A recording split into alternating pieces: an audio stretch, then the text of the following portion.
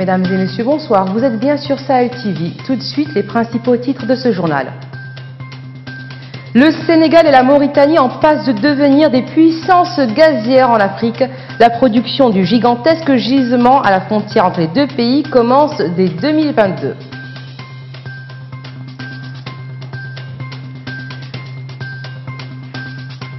Plus de 14 000 candidats se présentent au concours d'entrée des écoles de santé. Les épreuves se déroulent au niveau de 5 wilayas du pays.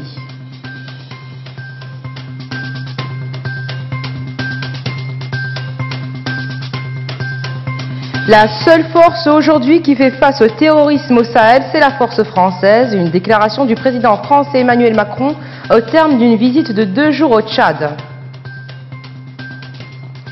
Merci d'être avec nous. La première extraction au niveau du gisement Grande Tortue Ahmeyim sera pour 2022. La décision finale d'investissement pour la première phase du développement de ce projet de gaz naturel liquéfié qui est situé à la frontière maritime sénégalo-mauritanienne a été donc adoptée. L'annonce en a été faite par la compagnie pétrolière britannique British Petroleum BP. La décision a été prise vendredi dernier à la suite d'un accord entre les gouvernements de la Mauritanie et du Sénégal, BP, Cosmos Energy et les compagnies pétrolières nationales Petrosen et la SMHPM des deux pays. Hamallah Diagana. Les gisements frontaliers de Grande Tortue Ahmeyim ont été découverts en 2015 avec des réserves estimées à 450 milliards de mètres cubes, soit l'équivalent de 15% de la richesse gazière d'un pays comme le Nigeria. Ce champ hors norme est situé au large des côtes sénégalo-mauritaniennes à plus de 2700 mètres de profondeur. Le début de la production est prévu dès 2022. Les deux pays ont accepté un partage à parts égales, 50% chacun. La signature de la décision finale d'investissement du champ gazier a été précédée par la Convention sur la fiscalité des sous-traitants de la zone de découverte de gaz et l'accord de sa commercialisation.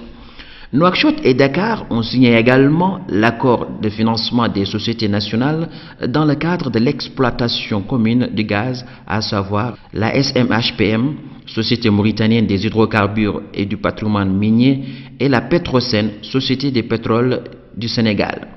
Les deux pays confient à British Petroleum BP l'exploitation de cet immense champ gazier aux retombées multiples pour les populations. Le Sénégal et la Mauritanie, qui vont s'en partager les fruits, vont donc accéder au rang de puissance gazière à l'échelle de l'Afrique. En attendant, il faudra investir jusqu'à 10 milliards de dollars, dont une partie, pour créer une unité de liquéfaction du gaz. Ils sont plus de 14 000 candidats à se présenter au concours d'entrée aux écoles de santé en Mauritanie. Ils concourent pour plusieurs spécialités médicales, techniciens, infirmiers d'État, sages-femmes et infirmiers médico-sociaux. Le concours se déroule dans les wilayas du Hod Shari, El Asaba, Guédimaha, Trarza et Nouakchott. Et d'ailleurs, cette dernière concentre à elle seule 13 centres d'examen.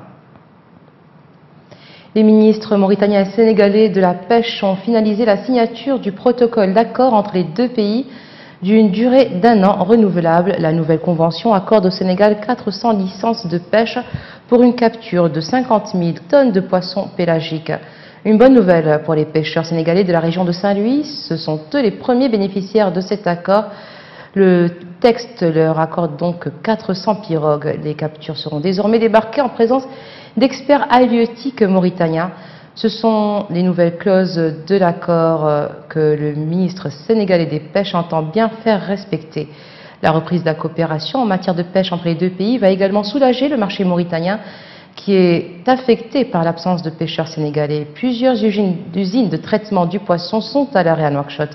Les opérateurs mauritaniens sont autorisés à affréter des pirogues sénégalaises et leurs équipages pour les besoins de la consommation nationale en poisson.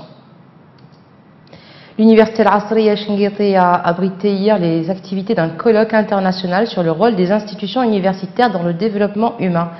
Le colloque est organisé par l'université en collaboration avec la Banque islamique de développement. Des exposés ont été présentés au cours de cette rencontre par des établissements mauritaniens de l'enseignement supérieur et leurs homologues du Sénégal, du Maroc et de la Tunisie. Actualité internationale à présent, Emmanuel Macron, le président français, a réitéré le soutien de son pays au G5 Sahel. C'était au cours d'une conférence de presse avec le président tchadien au terme de sa visite à N'Djamena. Le président français a aussi marqué son désaccord avec le retrait américain en Syrie. Une synthèse de Hamallah Diagana. Dans un contexte de menaces terroristes persistantes dans la région, le président français Emmanuel Macron a retrouvé son homologue tchadien Idriss Déby ce dimanche 23 décembre pour aborder la question de la lutte contre les groupes terroristes actifs dans la région du Sahel. À l'issue de la rencontre, les deux chefs d'État ont tenu une conférence de presse commune. Le président tchadien Idriss Déby a longuement loué le soutien militaire de la France dans la région du Sahel. Nous avions noté avec satisfaction l'appui multiforme de la France au Tchad dans les différents secteurs, notamment sécuritaires et économiques. Je tiens à saluer les efforts financiers que la France a consentis au profit du Tchad, dont le décaissement récent d'une aide budgétaire de 50 millions d'euros. De même, je voudrais exprimer notre haute appréciation à l'Agence française de développement AFD, dont les appuis multisectoriels contribuent au développement du Tchad. Emmanuel Macron a réaffirmé l'engagement de la France pour renforcer la coopération régionale sous toutes ses formes contre les groupes terroristes. 55 millions d'euros doivent être débloqués par l'Union européenne et que la France fera en sorte que ce soit rapide, souligne le chef d'État français. 55 millions d'euros doivent être débloqués, on fera en sorte que ce soit rapide. Et comme je l'avais annoncé au Nigeria, nous sommes en train d'accompagner plusieurs projets en faveur des populations du lac Tchad, des projets concrets à hauteur de 20 millions d'euros qui sont indispensables si on veut éviter la déstabilisation des populations dans la région, éviter que les djihadistes ne gagnent du terrain. Plus largement, je partage l'analyse du président Déby qui insiste sur une plus grande implication de la communauté internationale et nous aiderons donc à ce que celle-ci advienne. C'est aussi un sujet que nous allons évoquer dans un instant avec l'Union africaine. Le président français Emmanuel Macron a déclaré qu'il regrette profondément la décision prise par les États-Unis de se retirer de la Syrie. Je regrette très profondément la décision prise en Syrie et je veux ici rendre hommage au général Mattis et aux propos qui ont accompagné cette décision. Être allié, c'est combattre épaule contre épaule. C'est la chose la plus importante pour un chef d'État et chef des armées. Ça veut dire que vous acceptez que vos soldats combattent et prennent des risques aux côtés d'autres soldats et parfois qu'ils remettent leur vie dans la main des forces alliées. Et donc un allié se doit d'être fiable. Cette visite du président français était une occasion pour son homologue Idriss Déby de rappeler que la force G5 Sahel a déjà reçu environ 150 millions d'euros sur les 400 millions promis par la communauté internationale.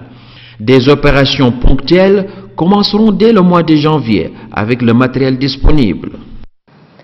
C'est une première depuis 2013. Les Sénégalais ont pu hier entendre la voix de Karim Wade, le fils de l'ex-chef de l'État qui vit en exil au Qatar. Il souhaite participer à la présidentielle de février prochain, mais sa candidature pourrait être rejetée. En effet, le code électoral sénégalais interdit à une personne condamnée à 5 ans de prison ou plus d'être candidate. Dans sa déclaration diffusée via les réseaux sociaux, Karim Wade appelle au rassemblement pour contrer le président actuel Macky Sall. S'il liste le nombre de critiques à l'encontre de Macky Sall, Karim Wade ne fait par contre aucune proposition concrète dans ce premier discours qui lance sa campagne. Avec ce discours enregistré, Karim Wade brise donc le silence, indique qu'il sera avec ceux qui le soutiennent, mais ne donne aucune indication quant à la date d'un éventuel retour au Sénégal.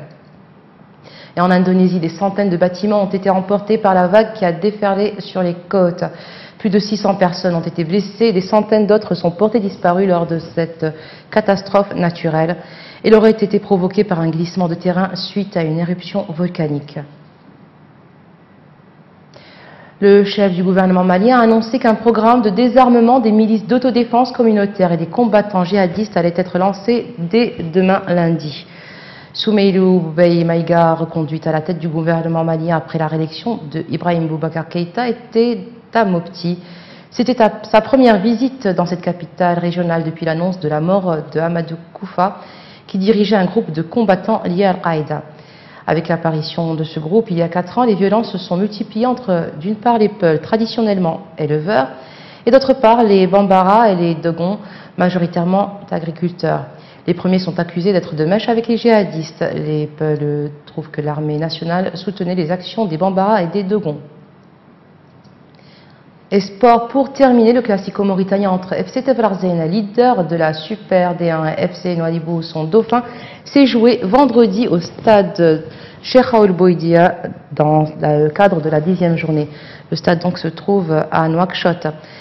Pas de grands espaces libérés, pas de grands risques non plus pendant la première mi-temps. Les deux équipes ont observé un excès de prudence au risque d'avoir livré une partie fade. Il a fallu attendre la 49e minute pour que l'équipe de Teflarzena hérite d'un penalty transformé par Ousseynou Kamara. 20 minutes plus tard, l'équipe de la capitale économique remettra les pendules à l'heure grâce à son buteur maison Elisher El-Voulani. Ce score permettra aux deux équipes de rester en tête du championnat avec 20 points pour Teflarzena et 18 points pour le FC Nouadhibou qui compte cependant un match de retard par rapport à son adversaire du jour. Le FC Nouadhibou a donc la possibilité de reprendre la tête de la D1 s'il arrivait à gagner son match de retard. Les dés sont loin d'être jetés à mi-parcours de cette compétition qui ne rendra vraisemblablement son verdict qu'à la fin de la saison. Et voilà, ce sera tout pour aujourd'hui. Tout de suite le rappel des titres.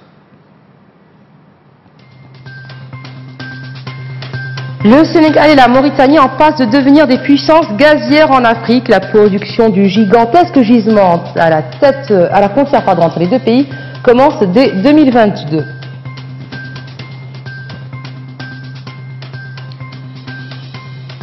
Plus de 14 000 candidats se présentent au concours d'entrée des écoles de santé. Les épreuves se déroulent au niveau de 5 wilayas du pays.